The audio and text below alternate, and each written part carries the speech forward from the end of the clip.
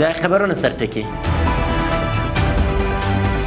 د ترکمنستان له ولسمشر مرستیال باتور امانوف سره د برېښنا شرکت عمومي اجرایي رئیس لیدنه. په متحده عربي اماراتو کې له یو شمېر میشتو افغانانو سره د اسلامي امارت د سفیر لیدنه. او د آلمان د صدراعظم لخوا احمد شاه ته د دې هیواد د سفر لپاره بلنه.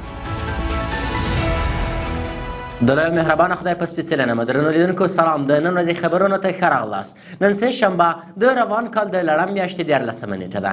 زه هدایت همت یم او دا هم بشپړ خبرونه. د افغانستان برېښنا شرکت عمومي اجرایي رئیس ډاکټر عبدالباري عمر په ترکمنستان کې د نړیوالې انرژۍ، ساختماني چارو، صنعت او کیمیاوي موادو پراختیا نړیوال نندارتون او کنفرانس په څنډه کې د یاد هیواد له ولسمشر مرستیال باتور امانوف سره وکتل. برېښنا شرکت وایي په دې کتنې کې دواړو لورو د انرژي سکتور په ځانګړي ډول د 500 کیلو واټ برېښنایي لیږد پروژې، د بالامرغاب ولسوالۍ د برېښنا رسونې پروژې او د نورالجهاد د سبسټیشن په اړه خبرې وکړې.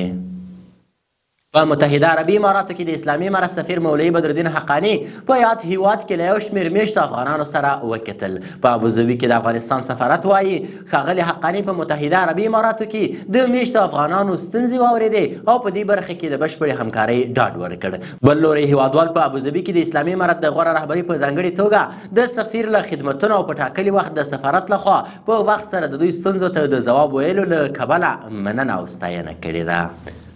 د ملي دفاع وزارت وایي چې د 209 الفتح الاردو روغتیايي او تخنیکي ټیمونو د شمال زون له زلزلې ځپلو سره بیړنۍ مرسته کړې ده. د دې وزارت په وینا د 209 الفتح الاردو مسؤلینو هیوادوالو ته د بیړنۍ مرستو رسولو په موخه زیانمنو سیمو ته روغتیايي او انجینري تخنیکي ټیمونه استولي او د هیوادوالو سره بیړنۍ مرسته ترسره کړې ده. دغه ټیمونه له زلزلې ځپلو سره 12 شهیدان او 15 ټپیان د همدې قل اردو سلبستریز روغتون ته لیږدولي دي.